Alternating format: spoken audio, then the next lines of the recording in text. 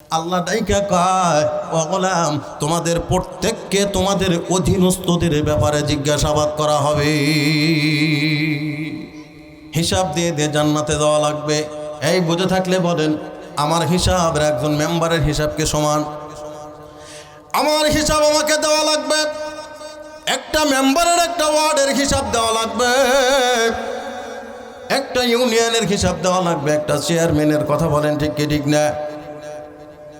একটা উপজেলার হিসাব দেওয়া লাগবে, একটা উপজেলা চেয়ারম্যানের, একটা বা দুইটা থানার হিসাব দেওয়া লাগবে, একটা এমপি সাহেবের, একটা রাষ্ট্রের হিসাব দেওয়া লাগবে, একটা রাষ্ট্রপ্রধানের, কথা বলেন ঠিক কি ঠিক না?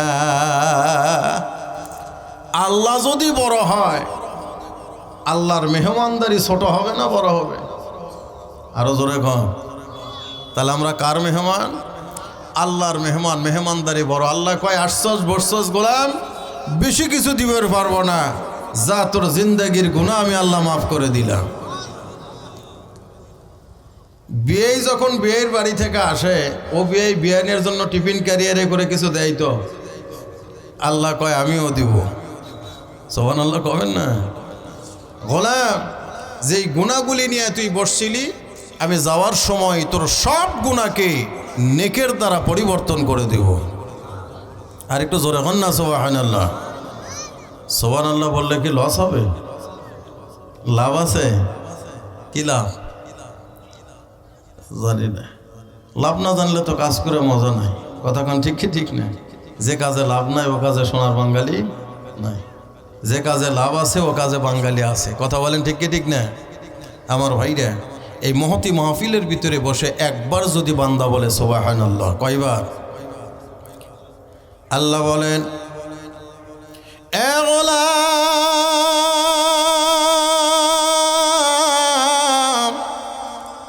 কুদরতি জবান দ্বারা আমি আল্লাহ ঘোষণা করে দিলাম, মহতি মাহফিলের ভিতরে বসে তুই যদি একবার তোর জবান দ্বারা বলো সুবহানাল্লাহ, আমি কুদরতি মওলা, আমার কুদরতি অন্তরে জোশ মাইরা যাই রে গোলাম, আমি মালিক, আর স্থির থাকতে পারি না।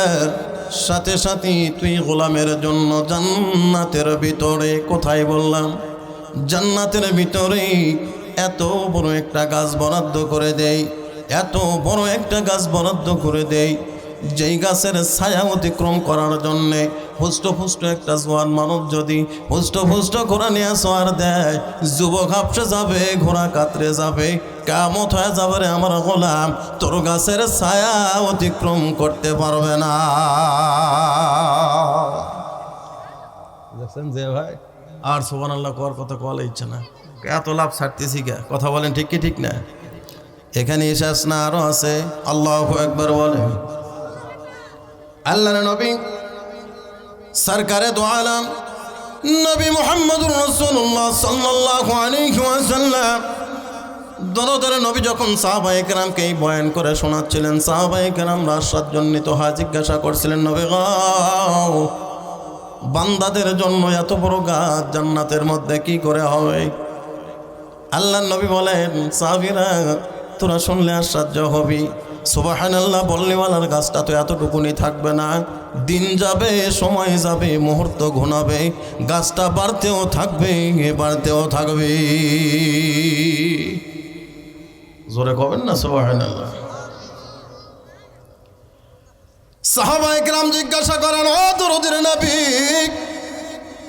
সুবহানাল্লাহ বললেওয়ালার গাছ জান্নাতের মধ্যে কি পরিমাণ বাড়বে? আল্লাহর নবী বলেন, সাহাবীরা, দুনিয়ার জমিনে একটা বৃক্ষ রোপণ করার পরে 1 থেকে নিয়ে 100 বৎসর পর্যন্ত যেই পরিমাণ বাড়বে, দুনিয়াতে একটা বৃক্ষ রোপণ করার পরে 1 থেকে নিয়ে 100 বৎসর পর্যন্ত যেই পরিমাণ বাড়বে, সুবহানাল্লাহ বললিওয়ালার গাছ জান্নাতের মধ্যে মুহূর্তের মধ্যে এর চাইতেও দ্বিগুণ বেড়ে যাবে। সাহাবায়ে কেরাম আশ্চর্যান্বিত হয়ে জিজ্ঞাসা করলেন, নবী গো, জান্নাতের মধ্যে গাছটা যত দ্রুত বাড়তেছে এমনি কতদিন পর্যন্ত বাড়বে, কতদিন পর্যন্ত বাড়বে?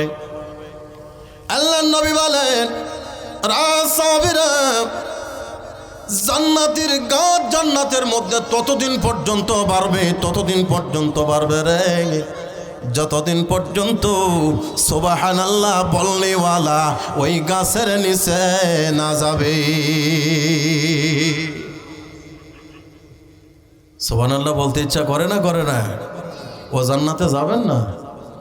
হ্যাঁ, ইনশাআল্লাহ জান্নাতে আমরা যাব। কথা কোন ঠিক কি ঠিক না? জান্নাতে তো যাবই। জান্নাত আমাদের বাপের ভিটা পৈতৃক সম্পত্তি, ঠিক না? জান্নাত আমাদের পৈতৃক সম্পত্তি না? হ্যাঁ, ডাউট আছে?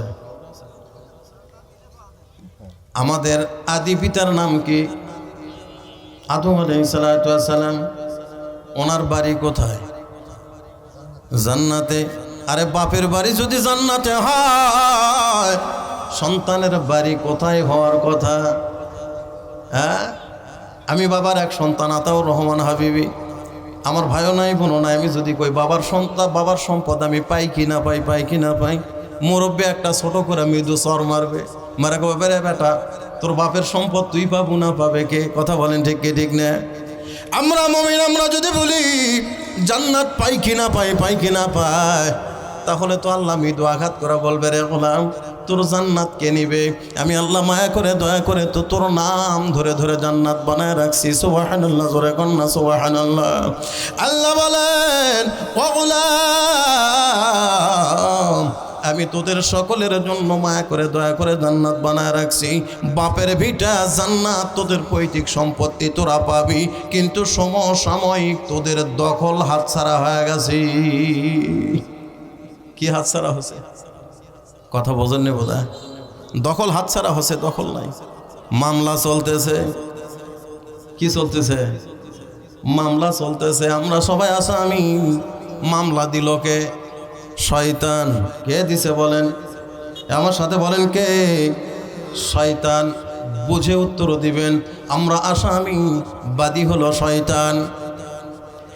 মুসলমান, আপনাদেরকে আমি জিজ্ঞাসা করি, নওগাঁ জজকোর্ট থেকে যদি উকিল নোটিশ আসে, মামলার নোটিশ আসে, ওটা কি বালিশের নিচে রেখে সুপ্রিয় তেল নাকে দিয়ে আরামে ঘুমাবেন নাকি? কি করবেন? ছোটাছুটি শুরু। কথা কোন ঠিক কি ঠিক না? সবচাইতে দক্ষ সচ্চর উকিলের কাছে দৌড়াবেন। উকিল আপনার মামলার কাগজটা নেবে, নেওয়ার পরে দেখে বলবে ব্যাপারী না। কি না? ব্যাপারী না। আমি যা বলবো আপনাকে তাই শোনা লাগবে। আমি যা বলবো আপনাকে তাই শোনা লাগবে।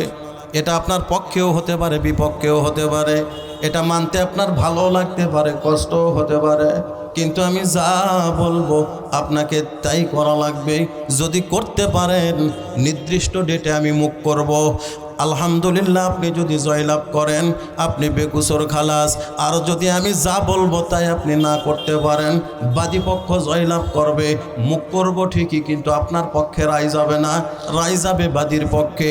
বাদীর পক্ষে যদি রায় যায় তাহলে আর আপনার রেহাই নাই। 14 শিক অনিবার্য। কথা বলেন ঠিক কি ঠিক না?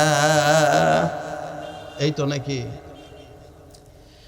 এবার আমরা সবাই আসামি। ডেকে উঠা বলি, ও ভাই, একটা উকিলের নাম আপনাদেরকে বলবো। সব উকিল কিন্তু আপনারা ধরবেন না দুনিয়ার আদালতে। এবার আমরা আসামি। আমাদের একটা উকিল আছে। দেখেন তো উকিলের স্বচ্ছতা আর দক্ষতা সম্পর্কে কারোর কোনো সংশয় আছে নাকি? আমাদের উকিলের নাম হলো জনাবে মুহাম্মদুর রাসূলুল্লাহ সাল্লাল্লাহু আলাইহি ওয়াসাল্লাম। চিৎকার দিয়ে বলা যাবে কি সুবহানাল্লাহ? আর জোরে জোরে বলেন না সুবহানাল্লাহ। এ উকিল ধরা যাবে? কোনো সংশয় আছে? চলবে? উকিল চলবে? আল্লাহর নবী মামলার কাগজ দেখে বলবে, উম্মত রে, এটা কোনো ব্যাপারই না। সুবহানাল্লাহ বলেন। শয়তান মামলা দিয়েছে তো কি হয়েছে? এটা কোনো ব্যাপারই না। কিন্তু এটা আমি যা বলবো তোকে তাই করা লাগবে। এটা তোর মানতে ভালো লাগতে পারে, খারাপও লাগতে পারে। এই আমি যা বলবো তোকে তাই করা লাগবে। এটা তোর মুখালিফও হতে পারে, মুয়াফিকও হতে পারে, এটা তোর পক্ষেও হতে পারে, বিপক্ষেও হতে পারে, কিন্তু আমি নবী যা বলবো তোমাকে তাই করা লাগবে। আমার মতো জিন্দেগি যাপন করতে পারো তো নির্দিষ্ট ডেটে আমি মুখ করব। তোমার পক্ষে যদি নাই যায়, আলহামদুলিল্লাহ, তোমার জন্য জান্নাত দখল তুমি ফিরে পাবে। আর যদি আমার বিপক্ষে, তোমার বিপক্ষে আমি মুখ করব, রায় যদি বাদীর পক্ষে চলে যায়, তাহলে তোমার 14 শিখ জাহান্নাম। কথা বলেন ঠিক কি ঠিক না? কথা বুঝাইতে পারছি? এজন্য মামলা চলতেছে, দখল হাত ছাড়া আল্লাহ চায় তো। দখল যদি কাছে আসে, মামলাই যদি জিতে যায়, তাহলে জান্নাত আবার নিশ্চিত। সুবহানাল্লাহ, জোরে বান্না সুবহানাল্লাহ। মুসলমান ভাইরা আমার, আল্লাহ কা ও গোলাম, টেনশনের কোনো কারণ নাই। আমি বড় মায়া করে, দয়া করে তোদেরকে বানাইছি।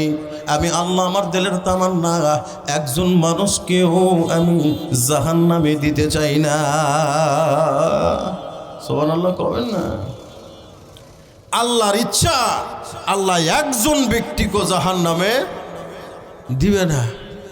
আল্লাহ প্রত্যেকের নাম ধরে ধরে জান্নাত বানায় রাখছেন। সুবহানাল্লাহ কন না? সবার নাম ধরে ধরে আল্লাহ বলে,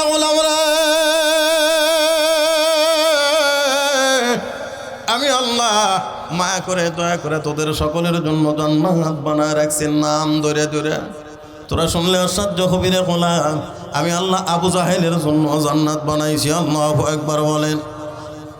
আমি আল্লাহ নমরুদের জন্য জান্নাত বানাইছি।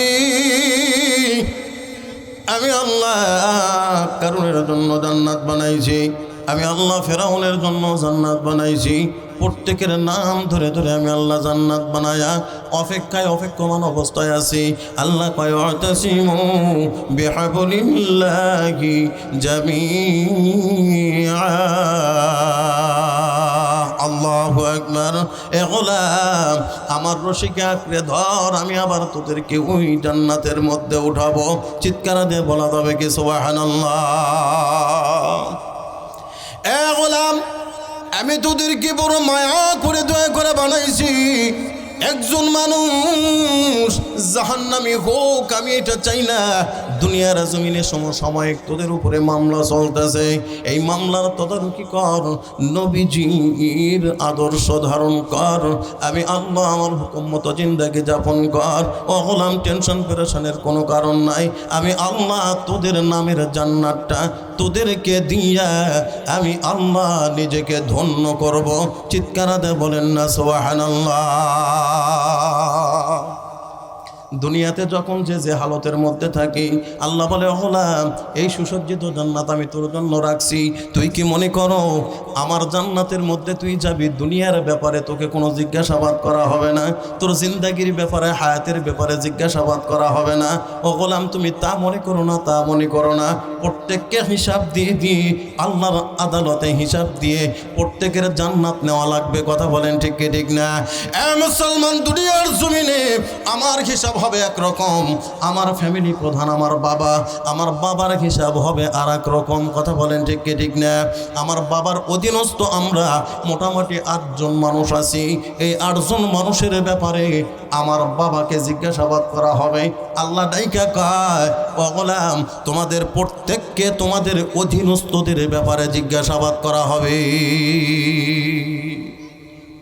সবাইকে তার অধীনস্থদের ব্যাপারে কি করা হবে? জিজ্ঞাসাবাদ করা হবে। হিসাব দিয়ে দিয়ে জান্নাতে দেওয়া লাগবে। এই বুঝে থাকলে বলেন, আমার হিসাব একজন মেম্বারের হিসাবকে সমান। আমার হিসাব আমাকে দেওয়া লাগবে। একটা মেম্বারের, একটা ওয়ার্ডের হিসাব দেওয়া লাগবে, একটা ইউনিয়নের হিসাব দেওয়া লাগবে, একটা চেয়ারম্যানের। কথা বলেন ঠিক কি ঠিক না? একটা উপজেলার হিসাব দেওয়া লাগবে, একটা উপজেলা চেয়ারম্যানের। একটা বা দুইটা থানার হিসাব দেওয়া লাগবে, একটা এমপি সাহেবের। একটা রাষ্ট্রের হিসাব দেওয়া লাগবে, একটা রাষ্ট্রপ্রধানের। কথা বলেন ঠিক কি ঠিক না? হিসাবের মান এত বড় কঠিন।